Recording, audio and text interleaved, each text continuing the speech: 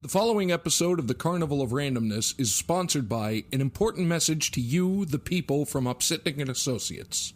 Every day there are forces that are taking from you, stealing from you. Your money, your time, your freedom. Immense faceless corporations, banks, credit card companies, insurance providers, government agencies, this list goes on and on. When you are under attack and facing crisis, turn to us, Upsitnik and Associates, attorneys for you, the people.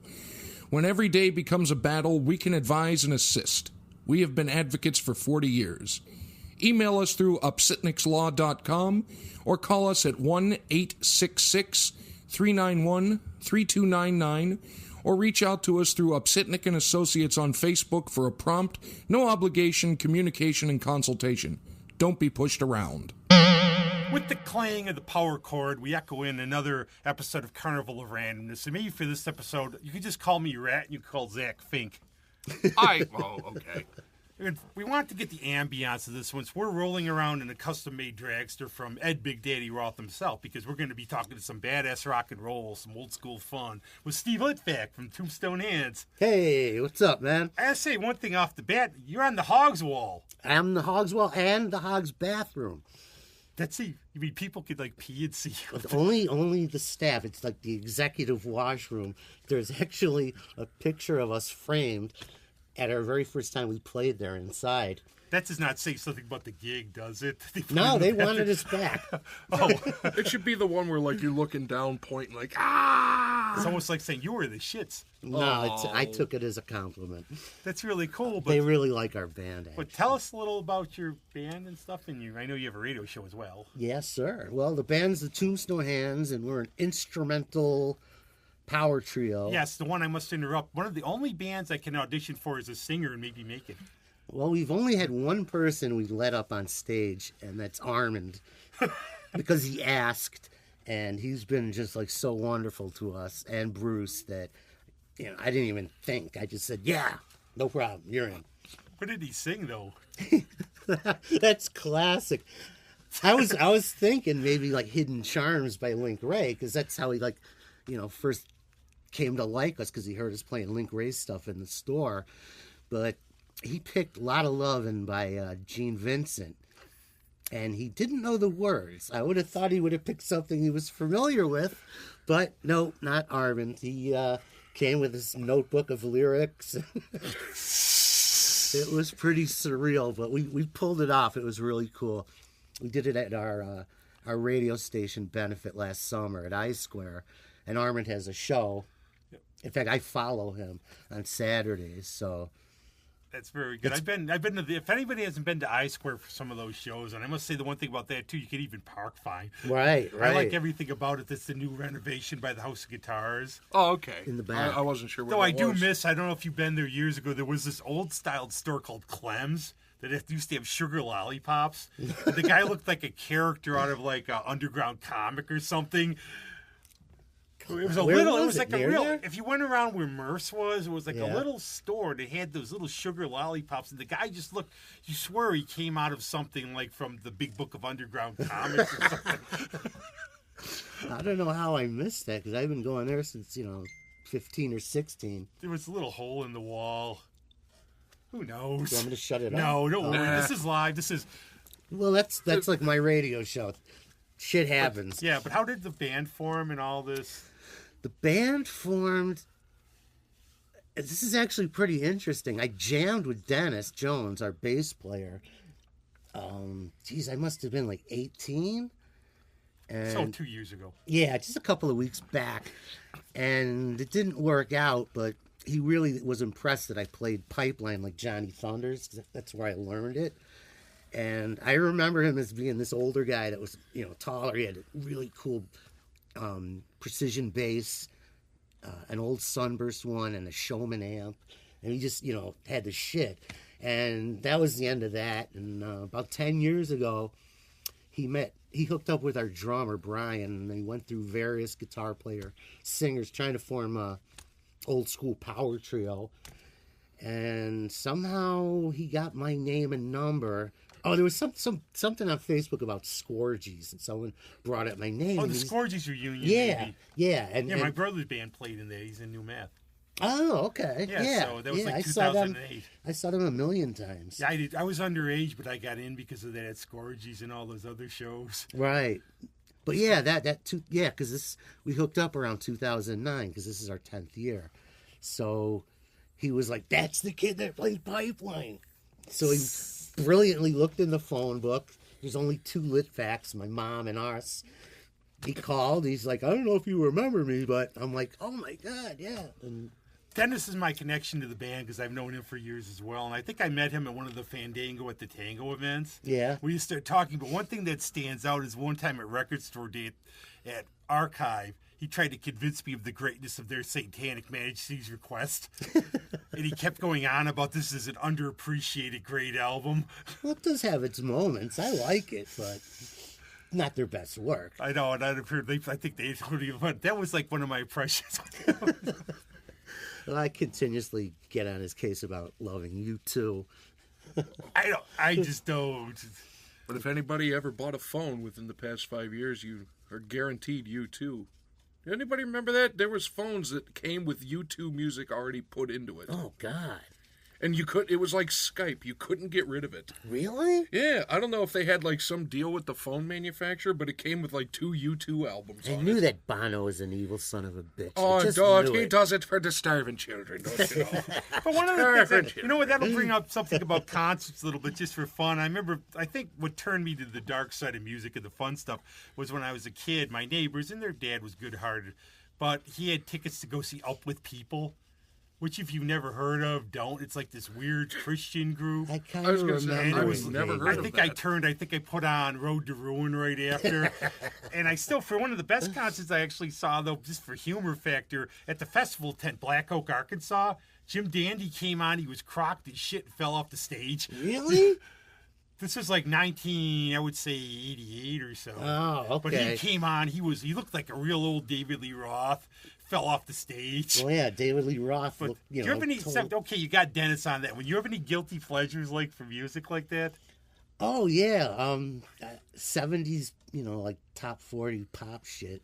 Because it's, I was a kid, and yeah, that's probably the guiltiest pleasure You I rocked have. out to Kung Fu Fighting at some point, didn't you? What? Kung Fu Fighting. I remember that. But then Oz gave nothing to the Tin Man they didn't already have. Yeah, there The you horse go. with no name. Yeah. I used to The look wreck at of the Ella Fitzgerald. Night Chicago died. It was all those Billy, don't be a hero. Yeah. Yep, that They have crap. this shirt. There's a shirt. Seasons in the Sun was a big one. Yeah, that's supposedly. I never got to the root of the facts, but supposedly Link Ray plays the tremolo guitar in that. I've never heard that. I've one. heard it for years. I don't think so, but it's fun to pretend. That's one actually I've talked about in terms of music. The whole "you really got me" thing. Now I read a book about Jimmy Page recently. Right. They said he was in the studio for that, but he Right. probably didn't play. No. But then he was on Can't Explain by the Who, but they don't know if that cut got released. Right, and he actually did supposedly play, I can't think of what Kink song, but just some rhythm guitar. But originally it was like, Jimmy Page is playing the lead on "You Really Got Me," and no, But what got you into this type of music? God, He did. It's very good. yeah, He's very he's religious. wonderful considering I don't believe. But He's like, Steve, I don't care if you don't believe, play Rumble. that's it. Well, actually, I was told by a nun that I had a God-given talent. I almost got kicked out of class because of an Ozzy album. So No, actually, it started, I guess, TV and movie themes when I was really little. I always dug. I grew up in the late 60s and the 70s, so you had Hawaii Five-0, wow. all these, the good, the bad, and the ugly. And then, discovering Elvis and the Beatles through their movies, actually, when I was really little. For some reason, I don't know. Did you grow up around here? Right, yeah, Yeah, Henrietta, you too? actually. That's move out if you're there. He's there. Yeah, that's where I am. It was the country when I lived there. But one of the things, for some reason, Some parts are still Yeah. kind of. for some reason, when I was a kid, I don't know why, XXI would have Yellow Submarine on 4th Yeah. of July. And that's where we would actually, my friends and I would play it after. Someone would be the Blue Meanies. And that's where I got into it. And I always be going around. I got a hole in me pocket. Really? And I went down. We owe them $5 Gold now. Circle. I went down to Gold Circle. He's Gold dead. Circle. Gold Circle. She ain't. Oh, yeah, that's right. Yoko's coming to get us. Yeah, any minute. But I got the album, the blue one, with the blue album in it. And I went from there, and my brother had a couple of their older ones, like Yesterday and Abbey Road. I just started getting, then John got shot, of course. Right. I had a yellow submarine. It wasn't Matchbox. It was like an English company. It had wheels. I wish I still had it. It's probably worth a Corgi, I think, was the company. I remember that was like the coolest thing. A little yellow submarine on wheels I used to push around. If you guys remember this one, my dad actually found it somewhere and gave it to my sister as a Christmas gift a year or so ago, an old Beatles board game. Wow. I think probably from I would say maybe late 60s. Yeah. And I can't remember what it is, but it was a complete old school Beatles board game in a box, and she has it. And I'm like, God, that's got to be worth something. Yeah. Oh, people collect Beatles stuff like crazy. Because it was like the old clean-cut Beatles, not the we went to India Beatles. Right. One of the things I was going to say, too, is I really do think this kind of music's timeless. And I hear that phrase a lot, but I think if it's good, it's going to last. Yeah. And I have one story I said about House of Guitars where Dick Dale came. Right. I went and met him, and it was one of those stories. I got there early, 2 hours late. Just missed each other. 2 hours late. Ah. I'm second in line, and Dick Dale's got the gift of gab. Right. Yeah. So I started talking to him. He ended up inviting me over his house in Big Sur by the time we were done. But I had a mojo, and he's looking at it going, "Why don't we have this?" And he signed. He's like, "Oh, what'd you get?" So I said, "I'll give it to you if you want." And he started going on. And I talked to him every time I go to the Bug Jar or anything. It's you, Link Ray. So he started giving me the history of how he learned to play that type of guitar. And what he said was because he played left-handed, right, started like that. And I think he was like, he's Lebanese. He got into like a lot of Middle Eastern music. And he was going on. People looking at me behind me like, I'm going to kill this guy. Yeah. But what was cool was seeing these young kids behind me. They had to be just in high school, and it got me that. Hey, they're probably the outcasts and the thing, but they're cool. Yeah, They're definitely cool, man. But I always got called a loser in high school because I had my Iron Maiden stuff up and everything. Well, everybody's got their Journey stuff. Listen to some good music. Oh, I used to get crap from having Ramones T-shirts when everyone was into the Dead and Genesis and all this other horse shit. Well, I was like, yeah, all right, we'll see who lasts. Now you'll go see their shirts at Target and everything. Oh yeah, like in the mall. Well, now it's all these retro touring shirts that are like $75, $80, $100. Like, really? You didn't want them when they were really touring, and now you want them all of a sudden? But I had one of my big bands was Jeffrey Lee Pierce and Gun Club. And I loved them, so I would try to make CDs for people. And my response in high school was, Rob, that CD sucked. And it's like, fight me. Yeah. Oh, man. Fire of Love is one of the greatest albums I ever picked up. House on Highland Avenue, one of the best. They were all good, but it's one of those I try to push it at people. That and Rocky Erickson. Did you see him at Scorgies? No, I never saw. Oh, man. That was incredible. No, I did see Lux when he got himself with the pens. Stuff that they saw Captain Sensible when his pants fell down. He kept playing. Yeah, the captain, he didn't care. He kept playing from The Damned. That's dedication to the craft right there. Well, he's dedicated. He's still doing it too. Yeah. They just put an album out a year ago. It's excellent. Yep. But Pete Townsend said Link invented basically the power chord, rock and roll. Right. Yeah. He's the godfather of noise. And everybody. But that's for the kind of stuff, though, and it's like I think it's still pop. Around here we have a lot of surf bands and this kind of thing, and there's an audience for it. Yeah, unfortunately, the club owners don't think that, though. What? There's no singer? Yeah. No. How can you be a band without a singer? Yeah, a singer. Who's going to sing the Skynyrd song? Who's going to sing Freebird when the crowd yells for it? A lot of these instrumentals have lyrics from the back. Lost Straight Checks did an album with Deke Dickerson. Right. And they do. They did a lot of stuff with singers. Like Perfidio, all these others, they actually have lyrics back in the old days. Yeah, well, we do instrumental versions of Elvis songs. We do Ring of Fire. Yeah. But yeah, most people when they see us, if they don't already know what we're about, we've never cleared a room, thank God. And usually, I always get a couple of people after where they were like, it was weird. The first 2 or 3 songs were there's no singing, and then they forget. They just get into it. Well, I admit my naivete when Link Ray came to play Water Street, and I knew about him a lot. Right. But I know he did, I think, an album Guitar Man where he actually sings. Oh, he sung on a he lot sung of stuff. Yeah. with the Raymen and everything. Yeah. But I remember going in there, and I'm sitting there, and he's playing. When's he going to start singing? He's going to go. No, he's going to. He always does like an Elvis ballad or two. Yeah. That was always a big thing. Yeah, God, this 15-minute intro has been incredible, but when's the lyrics, right? But people really forget what back in the day, music didn't really have lyrics. I mean, they did. Yeah, but a lot didn't. Instrumentals ruled the airwaves. And I mean, even pre-airwaves, like the classical music, not much of that. You know, in the classical days had lyrics. I know some did, but they were never sung. Right. Well, they Jazz, had, big band. Yeah. A lot of instrumental stuff Especially there. big band. I like that stuff. I do too. Like, come on, Benny Goodman. Yeah. I like that stuff. Now, what's been fun in terms of adapting to instrumental, like some songs with lyrics, like you said you did Ring of Fire, Yeah. something like that, anything else? Like, would you have a dream when you think would be kind of funny, like maybe like YMCA or something? That might be pushing it, but I was working on Dreaming by Blondie. Ooh. Because my drummer loves, what's his name? The drummer, Clem Burke. No, your drummer? Oh, he's on here. Is he? No. Oh, yeah, you mean Clem, he's oh, really from Clem Blood. Burke in disguise. He just puts his fake beard on and goes about his business. But yeah, I remember to start working on that again. It kind of got pushed aside, but I thought that would be a great song. It's got that great drum beat. I have a thing about that, about sometimes like the idea of like film remakes. It's like instead of remaking something good, take something that's a piece of crap and make it good. I say that all the time. And one of my favorite, this is not an instrument, one of my favorite versions of any song is the Super Suckers Easy Like Sunday Morning. Sail On, it's live.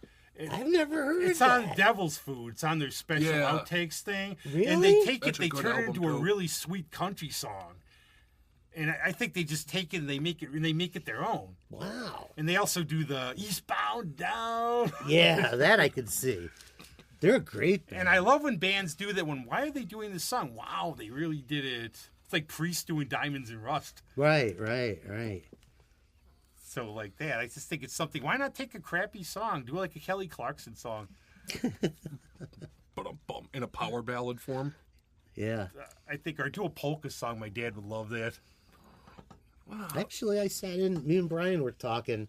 We did our last interview for our CD with Frank DeBlaze. He mentioned something about polka, and Brian originally played in a polka band in Syracuse when he was young. And my first gig in 20 years, right before our band started, I sat in with a polka band one afternoon. One thing I like. And it was fucking great. I can't- had such a great time. I can't remember what polka CD I have, but they did a really Dr. good Kielbasa. No, it was either that or maybe the Steel City Brass, but they did a cover of Bad Moon Rising. No, wait, that was Dr. Kielbasa, wasn't it? Dr. Kielbasa. Yeah, Dr. Kielbasa from the album, I believe it's Tastes Like Chicken. Yeah. They did a really good cover of Bad Moon Rising. Wow. It was really good. And one thing I like to ask about any bands and experiences on the road. What have been some of your more interesting gigs? Like, is anything like some mishap, something interesting, something? Oh, the best is, yeah. This was epic, man. There we go. Roy Buchanan, when I lived in Virginia Beach, because he's from Maryland, so he played in that area a lot, which I was so grateful for. But there was one show. It was this big club called the Boathouse, which was an old converted boathouse on whatever river runs through Norfolk. I can't remember I anymore. used to actually live down in Alexandria. I can't remember either. Old. Right, but anyways, show's about to start, and I'm right up front, my elbows on the stage, waiting for Roy to come. And there's like a little bit of a commotion behind me, and these two big monster biker guys were pushing these two guys in wheelchairs, apparently Vietnam vets. So I'm short, but I'm not that short. I said, you guys can get in front of me. And, you guys aren't, but the guys in the chairs can. So, okay, cool. They were like, oh, thankful. And yeah, all right. They were fucked up out of their minds, I discovered. Anyways, Roy starts playing, going into the song, and these guys are just losing their shit, man. And I'm like waiting. Something's going to happen. And he started playing Sunshine of Your Love as an instrumental. And the guy gave him his Purple Heart. And Roy started playing with it and went to give it back. And the guy's like, no, you keep it. And Roy's like, I can't, man. He gave it back. And I was like, wow, that was really cool. They keep playing. Now these guys are in such a frenzy. They're hurling themselves, trying to hurl themselves out of the seat onto the stage. And they keep missing and falling back and jumping and falling back. And I'm fucking dying. And I'll never forget the look on Roy Buchanan's face when he looked up and saw what was going on. It was priceless. This look of like awe and terror. And then the bouncers come and these two big monsters get into it. And there's this, big fist fight, and I'm like, oh my God. And Roy's just playing like. And who says instrumentals don't have the power to reach people? Well, anyways, they got removed, and after the show and the lights come up, amidst all the broken plastic beer cups, there's a half full colostomy bag laying God. I don't think I ever saw anything that topped that. No, I always tell people, we've told the story before, if my friends seen him. One time, we went to go see Ryan Adams play at a festival. Yeah. I told some of my friends, like, okay, if you're going to go, this guy's kind of a case, so you don't know what you're going to get. Right. So we go down there, 4 songs in, he looks around, he says, no, I haven't taken my meds for 3 days, and he walks off stage. Jesus. So he's like one of those guys that was like hit and miss. I think I've seen him since then. You think he's better now, but you never knew what you're going to get. Yeah, kind of like Jerry Lee Lewis. I've always said I have a story for Jerry Lee Lewis. Everyone has a Jerry Lee Lewis. Well, Greg story. Townsend, Greg and all. Yeah, of course. He said that Eddie Angel went down. There was a museum. He made his house a museum in Nashville. I could see that. So Eddie's like, what the heck is what's going to do this? So he goes, he pays, he goes in, he's walking around. There's Jerry Lee on a power mower cutting his lawn, and he waves to him, and Jerry Lee. And for all you out there, I was just giving the famous salute. But he's a guy I read about. I'd be a little legitimately scared of. Yeah, he might pull out a gun. There are some badasses who seem like it, but they're not. But he seems like legit. Yeah. He's the kind of guy that would put a cap in your ass if you pissed him off. Or George Jones, because you ever hear that there were 120 Jones boys over the years because he went off, I guess, like he'd be shooting his gun off. Or the one time at the Opry, he's drinking, comes on stage, walks across stage, leaves, and the crowd attacks the Jones boys. None of you guys ever got attacked across the ride, I hope. No. Even Dennis. Maybe, I don't know, maybe previously. I did get banned from a really shitty biker bar in Norfolk, though. That was pretty amazing. This place was a toilet. I don't think I've ever... You guys are never playing here again. Was that the worst one? You've ever, like, in terms of being in there? Oh, yeah. Anything Blues Brothers style where they had the chicken wire up? No, unfortunately. I would have loved to see some wire. Chicken wire? I think I just missed that. I do know, like, New Math opened for the Dam at, I think, some place in Walt Scott's or something in Syracuse. Yeah. They massive bottled them. Oh, wow. Not the Dam, I mean the place. Man, right. Excuse me. Oh. It's live. Leave me alone. It's early. My dog had to take a shit early in the morning. I'm tired. Yeah, it's all right. Yeah, I've seen... there was a band actually from Pittsburgh, the Iron City House Rockers. Iron City House from Rockers. From the 70s. They were just like a straight-up bar bluesy rock band. Well, I went to see Ozzy on his first tour when he went solo, the Blizzard of Oz at the Odd, and the opening act was Motorhead. Wow. Who I've already been into for a few years getting their imports, and I hadn't seen them yet. And I'm just losing it. Wow, fucking Motorhead, man. Well, at the last minute, the guy comes on stage. Motorhead will not be here tonight, but we bring you from Pittsburgh, the Iron City House Rockers. And they were good, but they were like, But it wasn't Motorhead. It wasn't Motorhead. It wasn't Ozzy. Especially when the expectation has been built up for Motorhead. Exactly. That's always the feeling when you get so psyched, and it's like... So right. They're already put in a losing situation. Right. And those poor bastards. People were throwing everything. Like coins, bottles. I remember these big dudes were trying to rip the chairs out of the Odd. Remember they broke it down? They got through 3 songs and said, "Fuck this, man." That goes to my most embarrassing concert moment. It was a Scorpion show at the War Memorial. I went down. I got my legs stuck in a chair, and there's all these stoners, and literally, the dude's stuck. And while these guys are doing this, my friend said, some guy had ripped the telephone off the thing, a wall, and hit him in the head with it. Jesus. And those are the great old days where you would lift up the lights in the cloud of pot smoke would be going around. Right. The guys in front of us just snorting coke, and they're like looking at us. Because I saw Ozzy on Diary, and we just missed Randy Rhoads by a couple weeks. It was literally the day before Easter, and turned out Bernie Torme was the guitarist. Brad Gillis was in the back room listening. But we missed Randy by 2 weeks, and Ozzy had a really bad cold, and he hung a dwarf. Yeah, he hung a dwarf during his Diary show. That seems right. Well, you're not allowed to bowl with them anymore, so... You got to do something, right? Didn't they outlaw dwarf bowling, or was it dwarf tossing? Yeah, I think probably both. One of the questions, okay, are you ever going to incorporate dwarfs in your act? You never know. Like Spinal Tap doing the little Stonehenge thing. We did talk about this. I swear to God, me and my drummer, I always wanted like a cool dwarf guitar caddy. Come out dressed like a golf caddy with the knickers and the hat, and he'd bring me out my guitarist chair. But we gotta find one, that would put up with it, and that would be funny. Yeah, that was my brilliant idea. I forgot all about that. Thanks. Oh, great! Now when I see this at one of your shows, people are like, "It's this guy's fault. He run out." No. Well, one of the things I like to ask too about music, I don't think you get asked this question enough. It's equipment use. Is there something like, especially for guitar, anything you think works better? Like, what do you use for guitar, bass, sound? I am a gear fucking nut, man. It's got to be a tube amp for me. As stripped down and less bullshit, the better. I discovered that you can't use big monster amps anymore. Sound guys and the club owners and even the audience now, it's too loud.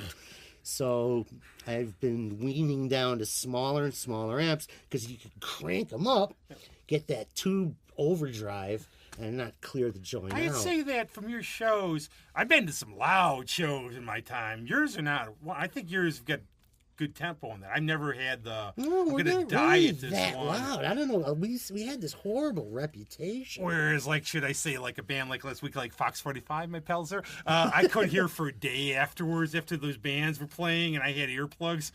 Wow. Well, we started our first couple of shows like that, but we want to get asked back. So, well, some of them. I mean, one of the loudest bands I've ever heard besides Motorhead. Number 2, the Ramones at U of R one time were really loud. And I was really crocked on vodka and lemonade, so it's sort of iffy. But one of the ones that got me back in the days, I'm old, was the Reverend Horton Heat. Oh, yeah. He was blasting really loud. And that was probably the PA, because he uses vintage type amps too, so. Yeah. Sometimes it's the sound guy, just, like when we play the Bug Jar, we're loud as fuck. But that's the sound guy with the PA.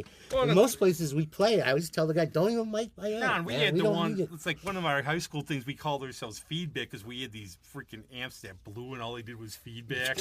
So I remember taking this $15 amp to like a music store down in Greece. This David Lee Roth clone comes on, I figure I get $5 or whatever. Goes out, plays some shit. I'm going to give you $75. That store's not in business anymore. Yeah, I guess. Gee, I wonder why.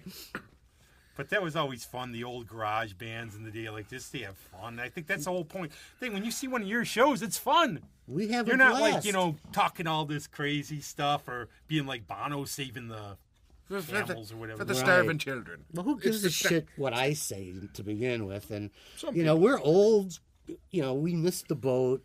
And at this point, it's all about just doing what we love and that's what I try having fun. That's what I try to tell everyone. And I've been around, I've never played, obviously, but I've been around music for a long, long time. You got to have fun. Yeah. Otherwise, what's the point? Yeah. It's like, really is. It's like one of those things. Especially, if I was like serious and wanted to make a lot of money, I sure as hell wouldn't have started an instrumental garage band. I'd join the tribute circus. Which I still don't fucking get. No, we don't. They used to be the thing about rock. The thing about I'm sorry. Did you ever see the doc Tribute? No. There's one. Oh, it's called Tribute. You could find. I'm looking the one for guy. it. The one guy is so sad because there's a Kiss band on there, and number one, literally the Gene guy goes insane, tries to burn his house down. He got too bad into the demon character. Oh my god. So they get this.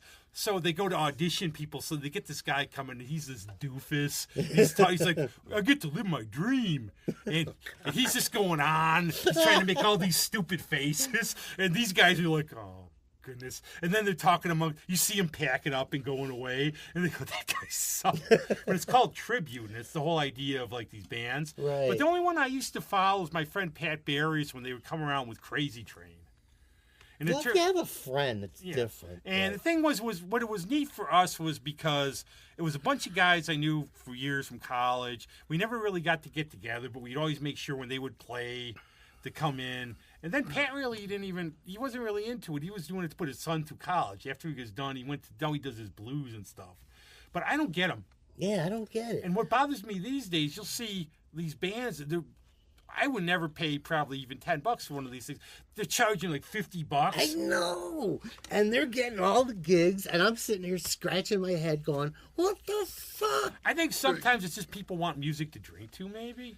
Oh, yeah, it's like comfort food. Yeah. Yeah, comfort I food. do know, and it's like just soundtrack, yeah, and it's familiar, and it feels good. Because I do and have, that's not rock and roll, no, man. I do have friends who, they'll do these to make the bucks, but then they're side projects, what they really enjoy. Right, Yeah. right.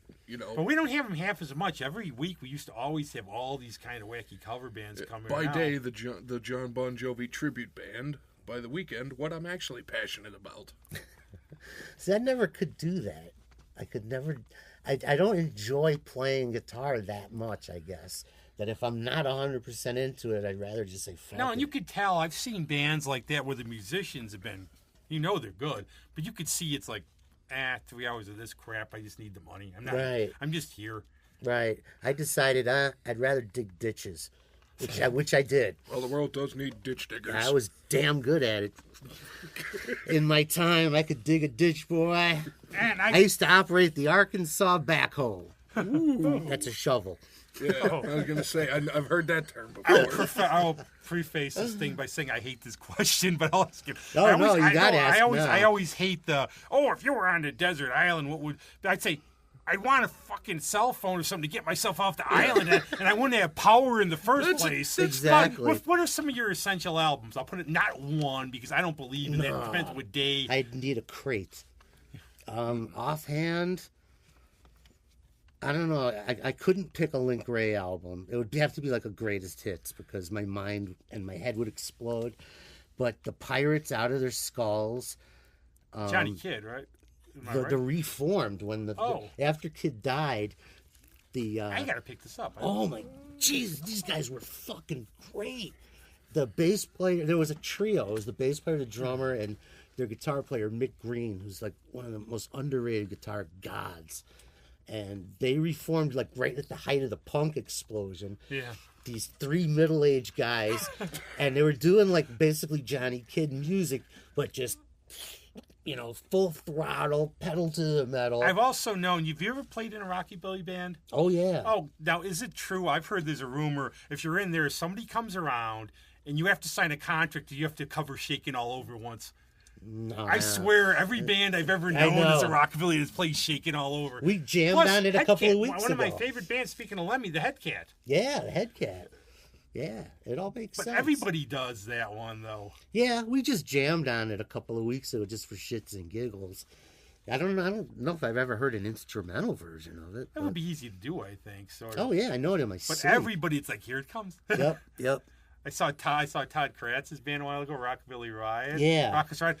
Okay, almost done. But what's yeah, next? I was going to say they do it. Cause I'm friends with their guitar player. Well, I know all of them, but Glenn, the guitarist, who's amazing, he builds pedals on the side. Yeah.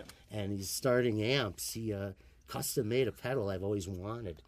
Oh, that's awesome. So I have my own signature pedal, and we're working on number 2. Yeah. So Kudos, like some pointers to the craftsman who writes songs about their cat and about cutting the grass. Oh, mowing the lawn. That was And a good 18 Pounds of Hate, which is about his cat. it's a big fucking cat. Yeah. But that's cool when somebody's listening. Oh, wow, this is deep. This is serious. Dudes, it's about my cat. 18 pounds of hate. What is he talking about? The combined weight of his brain No, I have and to his pick heart. that No, up. And it's my speaking cat. of music and everything, one of the big things we have to let everybody know, and they have to tune in, is you have a really cool radio show. Oh yeah, The Rock and Roll Rumble. Rock and Roll I had to Rumble. write it down because I can't remember shit, even if I listen to it. Dude, I have notes when I do my radio show. Little, just like a sentence, but it's like, yeah, if I don't write it down, who knows what's going to happen in 2 hours. But, yeah, I'm on WRFZ, which is 106.3 FM. It's a low power station, but we stream live at RochesterFreeRadio.com. And I'm on Saturdays from 1 to 3. Armin's on from 3 to 5. So it's a nice mixture. Does he ever play his Armin Schauber at his dead? Is that one thing he has? What's it called? Armin Schauber? Steels. Yeah, That's Steels. that was the band. Yeah. I don't know. I've never heard him play it. I think he's a little too humble. I used to like when I was a kid. So that was the big thing for me. That was a treat. You would go down. My dad would take me to Empire Comics. Yeah. Then I would go to House of Guitars and get lost. Yeah. The thing was, you'd go in there and that's when I like to hit all the shirts too. Right. All the rock shirts. They go in there and basically, if you could, Spend the day. yeah, I found Iron Maiden smoke because Iron Maiden was my metal band in the '80s. But you just find everything in there. And it was like this great carnival fun house. Yeah. Yeah. It's just, yeah. We moved from Henrietta to Brighton when I was like in my, not quite 16. And I discovered I could take a bus downtown and then go to Titus Avenue. Yep. That was it, man. Yeah. You spend the whole fucking day thumbing through records And that's t-shirts. what I used to do too. Is like it was hit or miss sometime, but they didn't cost as much. And I would just, if I saw a cover that was cool, The Pirates. yeah. That I kept walking by it. Sometimes you pay the price. I did get an Atomic Rooster album because of that. Oh, I like them. You You don't do? like them? I'll try it again, but Yeah, they were pretty fucking heavy. yeah, they were. Talk about psychotic, man. Vince Atomic Green. Rooster. Okay, that one's getting checked out later. I play them on my show. Yeah. Yeah. But I found Box of Frogs, which was the Yeah, I the have that. Yardbirds. I got Yeah. 2 albums, and it's basically the Yardbirds without the dudes that are dead. Right. And a bunch of guests. Yeah, Rory Gallagher. Page, yep. Yeah. Yeah. I played that on my show. Yeah. What do you year. go on? What is the format? I mean, I've listened to it. The so I know, but format let's is tell 'em. anything that I deem fucking cool. my tagline is everything from Buck Owens to Budgie, Muddy Waters to Motorhead, Johnny Cash, Johnny Winters, and Johnny Thunders. Well, that's like to me too with Buck Owens, one of the dirtiest songs ever written that he snuck in. Who's gonna mow your front lawn? And I keep when people play that, you don't get what he's talking Yep. about. He was Gee. incredible. Well, I love Buck. See, I love all that old country. I Yeah. never, because I was one of those dudes. I would go to Lakeshore Record Exchange, and I have a Slayer album on top and a Hank Williams album on the Yep. bottom, and I'd always ask them what came Hank in. Williams. I love Hank Williams. Yeah, he was the original Live Fast, Die Young. Badass. He But yeah, certainly was that's that. my show, man. If it's like cool shit, I don't care what genre it is. If I really like it and, you get the hairs standing up on the back of Yeah. your neck. And that's what I think makes a good radio show too, is that passion when you're not just here's Air Supply. Right, Here's right. this. You have to buy this. It's #1, and we've got a bag of Cheetos to play it. You find something. You find something you really like, and I think passion sells it too. Because to me, I call them gateway drugs. Like I call them gateway drugs because you go up, like you get your first Nick Lowe album or something. Okay, I'm going to go down this way. Right. Or for me, Captain Beefheart of all things. Yeah. And you start exploring, and you go from here and here and here. Then that's how I think you find all this stuff. Yeah. Well, that's one of the reasons I wanted to do a show, which this was not my idea at all. I just kind of fell into it. Well, that was the same for us. We were just walking by one day, and some guy goes, "You're going to go do this podcast." So we figured, Really? yeah, why not? Yeah, well, that's what one happened of the with things me with we the did show. too is we just wanted to do. We figure we're not as bad as someone, not as good as some. We want to just have people stuff I like because I'm around all the local music and art Right, a lot, right. and I want to promote stuff and tell people. Go to damn concerts around here. I tell so many people, oh, the band sounds really good. Well, they got to eat, dudes. Buy their show. Go to the shows, buy stuff. Right, right. Buy the merch. If it's free, buy Dennis a Coke or something. Contribute to his bubblegum supply. Oh, my God. That's why Greg Prevost got it the one time, that one gig he did, because he was talking about wanting bubblegum for Christmas. Yeah. Some dude had like a big bag thing. That's what Dennis has in his gearbox. Yep, I see. He pops like 4 at a time, man. He's like a cow. Oh, now I feel better because I thought he had like a impacted tooth the one kid. I did.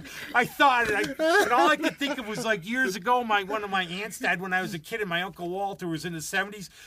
That's a funeral. It wasn't funny, but when you're a kid. Right. Anything's funny. He had the thing. He had one of those damn things wrapped around his head. It looked like a deranged bunny. Oh, like on the old The old Three Stooges. But that's, I swear, it's like I looked at Dennis the one time. How is he playing? He's got to have like an infection. Yeah. No, that's when you say Dennis, you got to sing. Yeah. Playing with the mumps. Oh man, that's hysterical.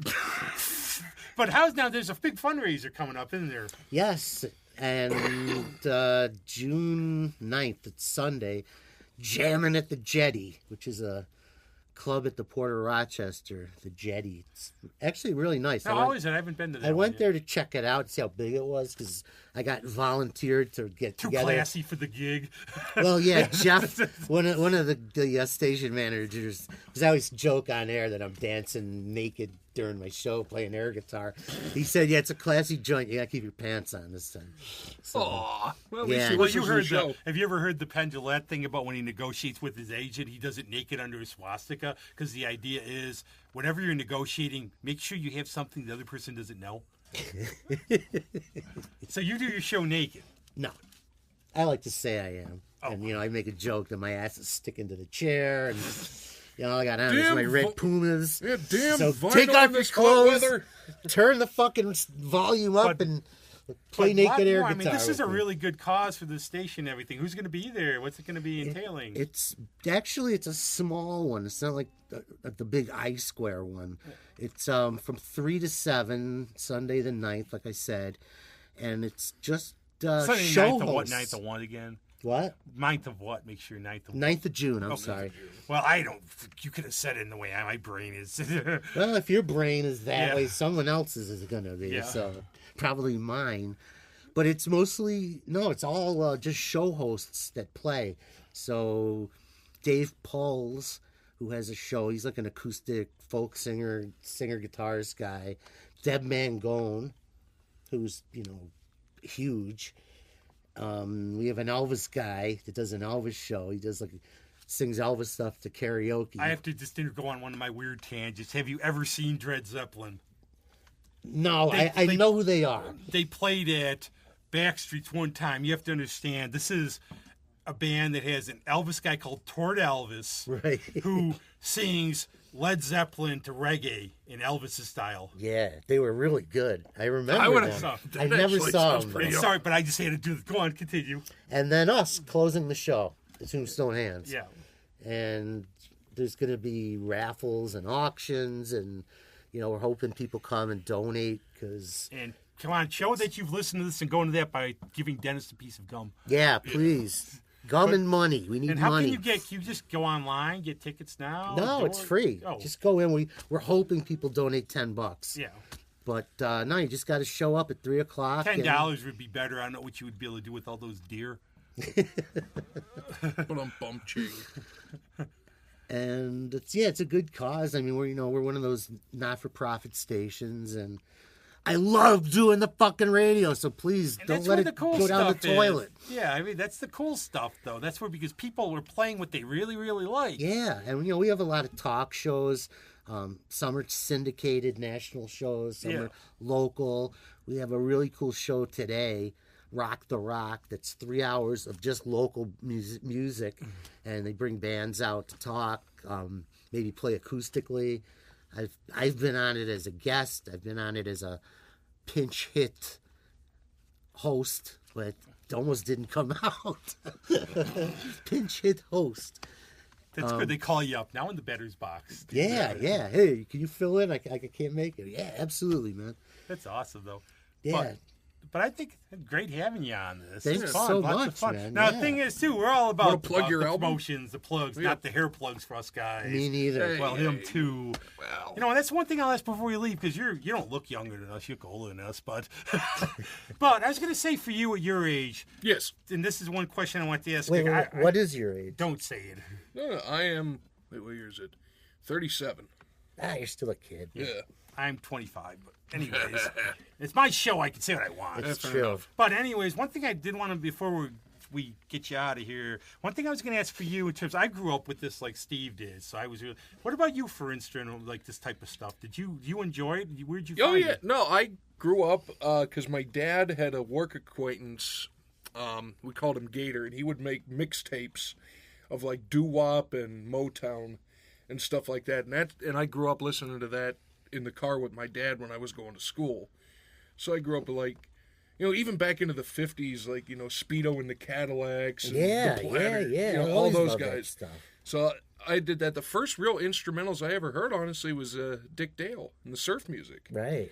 And I was just like, man, this is cool. And I thought it really was. His cool It was. factor for me was by mistaken identity, where my dad and my grandmother were still huge into Lawrence Welk, and there's a guy called Dick Dale on Lawrence Welk. Oh, well- So I thought, wow, Dick Star, he's really cool. He plays with Lawrence Welk But, too. I mean, who doesn't like Lawrence Welk? He had two really early Fender Strat endorsers. Yeah. Neil Laveau or something. And there were two guys. There's YouTube stuff of him doing Pipeline. Yeah. Wonderful, wonderful, wonderful. And I have to say, Yeah, one of my most prized possessions ever. Well, he's a cross between Liberace and the devil. I always say that. Lawrence? Yeah. Oh, play it, Lawrence. But I always say I'm not really big. I figure if you play it, doesn't matter if it's on a piece of paper. If you play it, it's record's a record. I enjoy getting them. But one of my prized possessions, somehow I have a 45 of Link Ray doing Batman. The 45. Yeah. Dude, Wow. that'd be pretty awesome. And I love Yeah. that. That's like one of my holy grails right there. Yeah. Let's go. But now, That's why we do it. 45 but of now Link go on. How Ray do we playing get Batman. your stuff? Where are Yeah. you playing at soon too? Actually, our next gig, this is so cool. I'm a huge New York Dolls fan, and we have a gig at the Mohawk the day before that benefit for our station. It's a benefit for Sylvain, who's one of the two remaining guys left, and he has really, really bad cancer, and he needs like a big, major operation. So some of the cooler musicians in Buffalo got together and said, let's do a benefit. And they asked us, the only non-Buffalo band. And for those of you who don't, the Mohawk's sort of like a semi-legendary club in Right. Buffalo on East Mohawk. We've been by it a Right, lot. I've by been it many Mohawk times. Street. I've actually seen Hawkwind there a bunch of times. Really? Yeah, they played there last year. Yeah, How did I not know that? they played there because they played the Bug Jar. You know that a couple of years. I mean, I might be goofing up the years. What's it? Nick Turner did. Yeah, Yeah, he's Nick Turner though. It's yeah, not but this was Hawkwind. Hawkwind. This is Hawkwind played the Mohawk. It was Hawkwind. Yeah, it was because it I'm didn't say gonna go Nick kill Turner was myself Hawkwind. outside. Well- Because I remember, I don't know if you know Paulie. This dude comes to all these shows. Oh yeah, Paulie. Yeah, Big but Paulie.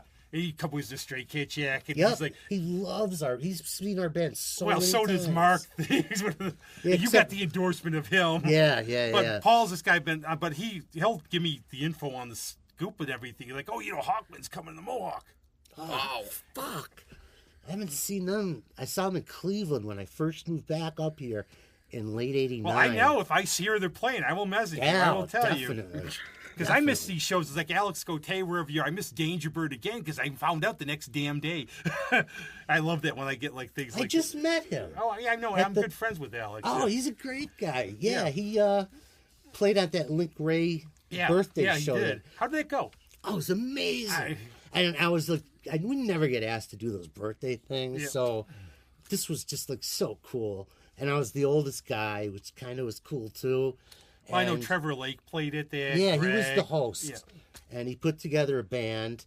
And these guys just had the Rayman down to a T, the early sound. Yeah. So I definitely toned down my shit to fit in. And, we didn't do the songs the way the Tombstone Hands do it. It was really an amazing night. Yeah, it's- And I met Alex, and he just actually came to see us. Well, he didn't come to see us. He was just on Mother's Day, we do a brunch once a month Yeah. there, and we call it the Rock and Roll Brunch at the Rose and Crown on Monroe Avenue. And he just happened to show up, and I was like, hey, and, he watched us. So yeah, we started talking. Yeah. And I love those when I find out the show like the day after. It's happened more than once. Story of my life. That's what I was like. Oh, come on. Yeah, and a lot of them are in Buffalo. Yeah. Yeah. But that was awesome. That show was really great tribute. Yeah, it wasn't as big a turnout as I would have thought with all these guest guitar players, but it was still that someone just had the foresight to do and it. what I dig again, like Trevor, like he's in the High Risers, He's in everything. Televisionaries, His own Danger band, Birds, yeah. and everything. But I dig again, he's a young guy who just digs his music, and I love that because somebody's got to carry it on. Yeah, and he's very talented and a nice dude. And he's a really good fit for the High Risers too, which I'm glad of. Yeah. But yeah, I was very flattered and honored. Actually, it really meant a lot to be involved in that. That's cool. Hopefully, we'll do another one. That's what we were talking about. They asked me, you next year? I'm like, fucking A, yeah. Hey, you're right. Everything. That'll be awesome. We'll make sure we promote that on here and everything else. But so, how's your album? How did you get to this album? It's, believe it or not, it's called Instrumental Rock and Roll. What's on your blues, jazz? A little bit of everything. Truth in advertising. It's just us. It's all live stuff. I actually put together a CD. We did a lot of live, because I love live music. That's my thing. And even if we went in the studio, we'd still cut it live. So we just recorded a zillion shows. And a couple of years ago, just for shits and giggles, I went through all of them and picked out the best Rumble, the best Rawhide, the best this, and made just a CD for me. And Dennis has been yapping about putting something out so, we can make our mark that we existed. And I said, oh, you should hear the CD. And he loved it. And we cleaned it up a little. I admit I know nothing about this really, but I never got, though, when you're in the studio cutting down one part the other, I just like the idea of playing live like that. Like, just screw it, we're going to rip it. We're not going to have the dudes singing. Yeah, that doesn't, and especially this stuff, and because a lot of what we do, mostly is improvised. All my guitar leads, there might be if it's like a famous song, I'll quote part of it, and I might know the beginning and the end, but 95% of the time, I'm just like winging it. So you can't do that isolated, because they have to hear me and watch me and follow me. You'll see, and you want to check this band. They are really, really fun. Every show starts with Rumble. And we go from there.